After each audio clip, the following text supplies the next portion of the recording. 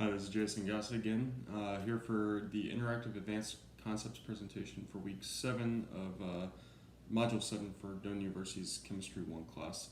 So, what we're going to do this week is use some balloons. So, we got a lot of them here.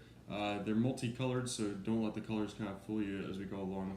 But the blue should be kind of trying to stay in the middle throughout, but I'll have to use some because I've got a mixture of blue and white. But anyway, so we've got multiple different electron domain geometries. So the first one we'll talk about is trigonal planar. That has 3 electron domains and one lone pair. And molecular geometry is bent with an example of SO2. So one way it could look is with the electron domain geometry, let's think of it as looking like this. So that's one. The next one will be tetrahedral. So that has 4 electron domains, 1 lone pair, and a trigonal pyramidal molecular geometry, with the example being NH3.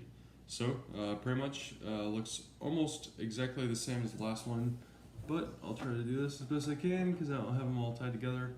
And again, don't let the colors fool you, but another one added on. All right. Next one is the trigonal bipyramidal. So that one's going to have 5 electron domains. Let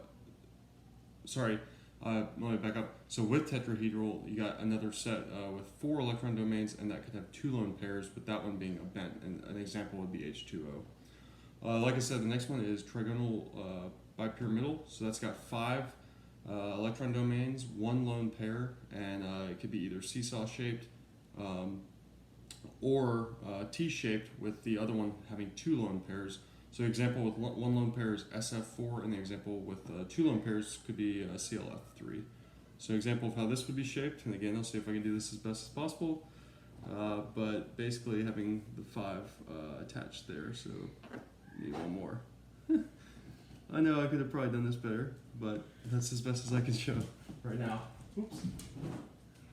Alright, next one, so we talked about the trigonal bipyramidal. Next one is the trigonal bipyramidal with 5 electron domains, and this could have 3 lone pairs, and the shape would be linear for that.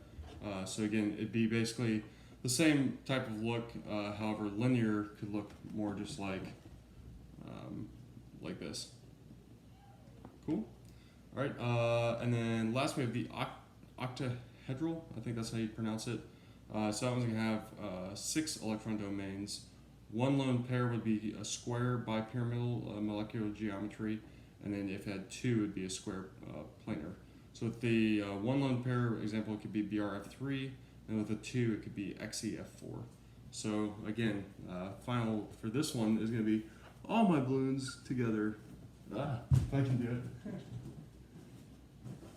Again, I said there's probably a better way to do this, but I'm just not thinking about it, so we'll put this one together, and again, doesn't look the best, but kind of an example of how it could look. So if it was a square planar, for example, we'll just show that. It could look like, let's see, so 2 kind of off, if we can hold it the right way, maybe 2 like this, coming off each end.